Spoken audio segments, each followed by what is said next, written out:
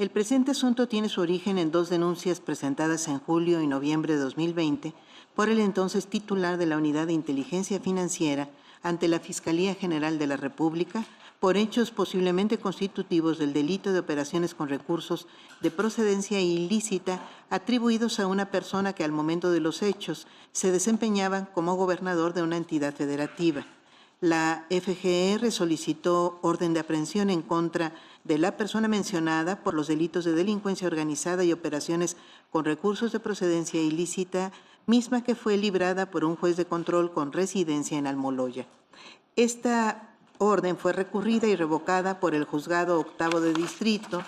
con residencia en Tamaulipas al considerar insuficientes los datos de prueba con los que la Fiscalía solicitaba la orden. Inconformes, la FGR, a través de la Ministerio Público Federal adscrita a la Unidad Especializada en Investigación de Operaciones con Recursos de Procedencia Ilícita y de Falsificación o Alteración de Moneda, y la Ministerio Público Federal adscrita al Juzgado de Distrito, interpusieron recurso de revisión en el que señalaron como agravio el incremento del estándar probatorio para la emisión de una orden de aprehensión. El proyecto propone revocar la sentencia recurrida, negar el amparo contra la orden de aprehensión de 4 de octubre de 2022 emitida por el juez de control especializado en el sistema penal acusatorio en el Estado de México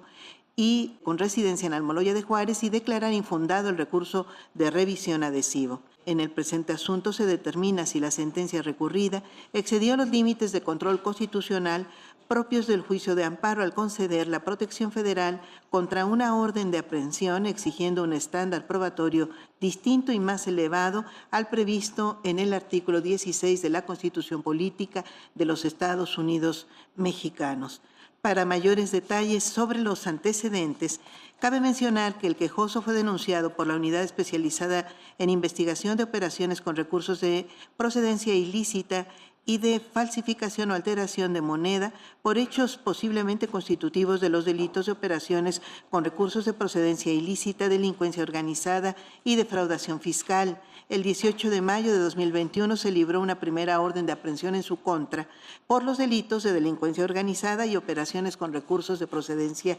ilícita. Posteriormente, al resolverse las controversias constitucionales 50-2021 y 70-2021 relacionadas con la competencia local o federal del fuero de este funcionario, la extinta primera sala determinó la invalidez de la orden al estimar que se habían vulnerado facultades del Congreso local. Una vez que concluyó su encargo como gobernador, el 4 de octubre de 2022, la Fiscalía General de la República solicitó nuevamente el libramiento de orden de aprehensión por hechos que la ley señala como delitos de delincuencia organizada y operaciones con recursos de procedencia ilícita, y en esa misma fecha el juez de control la concedió. Inconforme, el quejoso promovió juicio de amparo. En una primera sentencia se concedió la protección, pero esta fue revocada por una deficiencia formal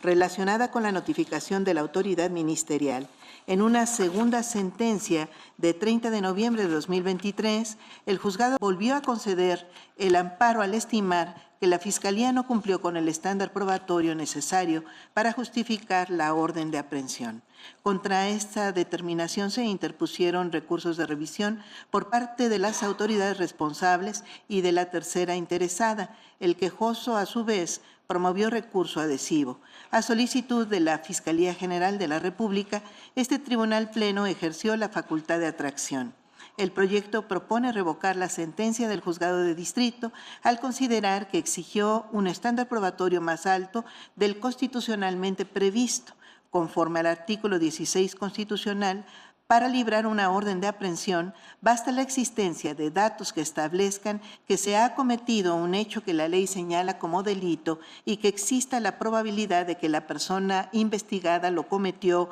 o participó en su comisión. En esta fase preliminar no se exige prueba plena ni un análisis propio de etapas posteriores del proceso penal. En esta lógica, el Juzgado de Amparo, al conceder la protección, realizó una valoración que rebasó el marco de control constitucional, pues se adentró en un examen sustantivo que correspondía al juez natural dentro del procedimiento penal. El juicio de amparo no constituye un espacio para anticipar el debate probatorio ni para imponer un umbral de acreditación que la Constitución no prevé para el libramiento de una orden de aprehensión, ya que esta es una fase preliminar. Ahora bien, el proyecto no prejuzga sobre la responsabilidad penal del quejoso. La decisión que se propone adoptar se limita a verificar la regularidad constitucional de la orden de aprehensión conforme al artículo 16 constitucional. En su caso, el quejoso contará con las vías del proceso penal para ejercer plenamente su defensa ante el juez de control, controvertir los datos de prueba, plantear lo que a su derecho convenga en la audiencia inicial y, en general, hacer valer los medios previstos para cuestionar la imputación y la suficiencia de los datos que la sustenten bajo los principios de contradicción e igualdad procesal. Desde luego, cuando está en juego la libertad personal, el control constitucional debe ser cuidadoso. Sin embargo, este no implica sustituir al juez de control. Corresponde al juez de amparo verificar la competencia de la autoridad, la debida fundamentación y motivación y la existencia de datos que superen el umbral mínimo constitucional, no revalorar pruebas ni exigir certeza sobre la responsabilidad. En consecuencia, dado que la orden de aprehensión impugnada cumple con el estándar previsto en el artículo 16 constitucional, el proyecto propone revocar la sentencia recurrida, negar el amparo solicitado y declarar infundado el recurso de revisión adhesivo. La metodología que se utiliza parte justamente de los agravios planteados por las autoridades recurrentes que sostienen que la jueza de amparo revaloró indebidamente los datos de prueba y exigió un estándar probatorio más alto al previsto en el artículo 16 constitucional. Para responder a este planteamiento era indispensable contrastar lo que sostuvo la sentencia recurrida con el contenido del acto reclamado, no para sustituir al juez de control, sino para verificar si efectivamente la jueza de distrito alteró el umbral constitucional. El análisis del acto no constituye una nueva valoración probatoria, sino un examen comparativo necesario para determinar si la concesión del amparo fue correcta. El Pleno no ordena ni niega la orden de aprehensión, únicamente resuelve si la sentencia que concedió el amparo respetó los límites del juicio de amparo. Por lo tanto, no hay sustitución del juez natural, sino ejercicio del control constitucional propio del recurso de revisión.